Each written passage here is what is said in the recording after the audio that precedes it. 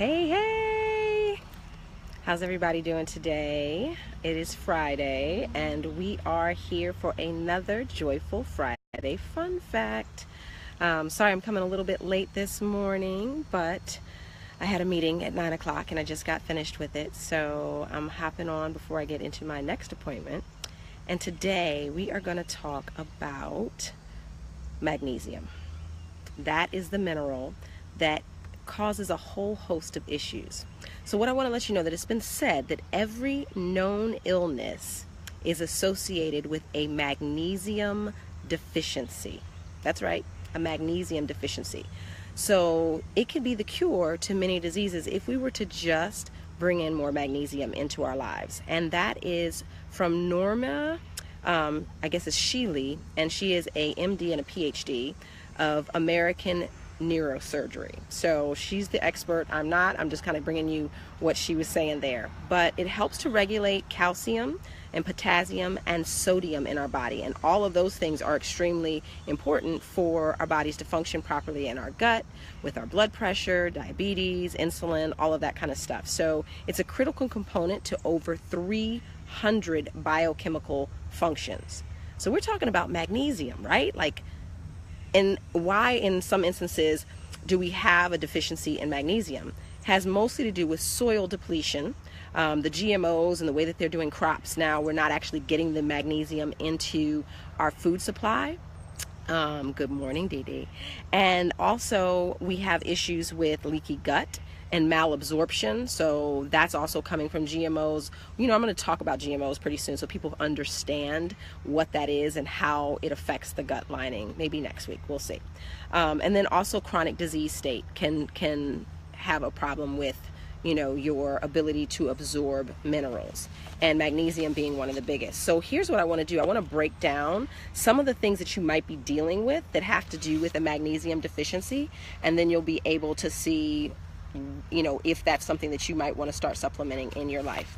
So symptoms of magnesium deficiency are leg cramps or restless leg syndrome. So if you feel like you're kind of getting leg cramps a lot, that may be something you want to look into and just supplementing with magnesium. Also insomnia, anxiety, hyperactivity.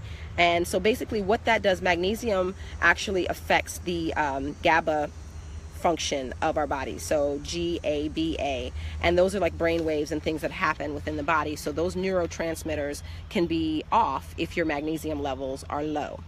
The other thing is that you can have muscle pain from fibromyalgia can be improved with the use of magnesium in your diet. So don't sleep on that if you suffer from fibromyalgia. Can also help, like I said, with anxiety. High blood pressure is one of those things that you may want to take a look at as well. It works with calcium support for blood pressure. So that's one of the things that you can look at. If you have high blood pressure, you may want to look at that because it regulates it. Also, if you have low calcium and magnesium, you tend to have higher blood pressure. So it's not one of those things that you can actually test for, and so sometimes just supplementing enough with magnesium and some calcium can help you lower your blood pressure. The other thing is that type 2 diabetes, fatigue, if you're actually extremely tired, maybe just incorporating magnesium will help. And then migraines, it helps to regulate those, those GABA rays that I was telling you about with the neurotransmitters, and osteoporosis. So that's a whole host of things that are going on, and there are others, but those are just some of the main ones. So if you know anyone or you yourself are dealing with that, everybody in life deals with fatigue. I know I do, just from running around.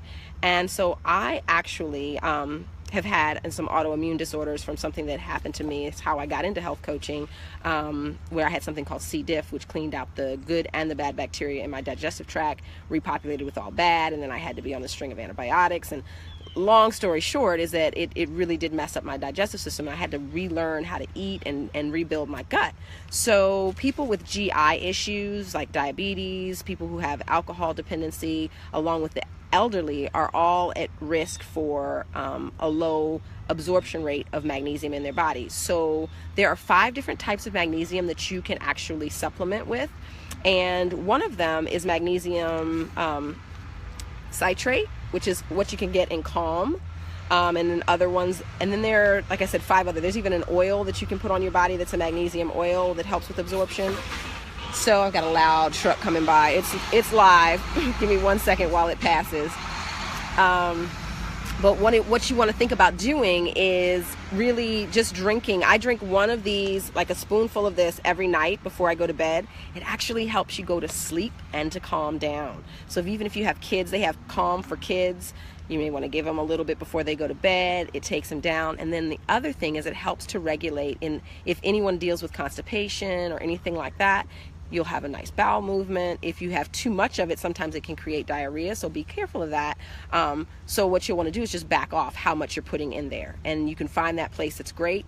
You can also get magnesium in pill form. There's a lot of different ways that you can get it, but just know that magnesium is something you might want to bring into your diet. So I hope that this little episode of Friday Fun Fact has been helpful for you guys, and try incorporating some magnesium in your life and seeing how you feel, especially for those who deal with insomnia and not being able to rest as much. I think it'll be really helpful for you. So remember to do what? All things with joy. Share this video. Let other people know this information. I'm really just trying to help educate people one little tip at a time. And I hope you guys have an amazing weekend and a great start to your week. I'll see you next Friday.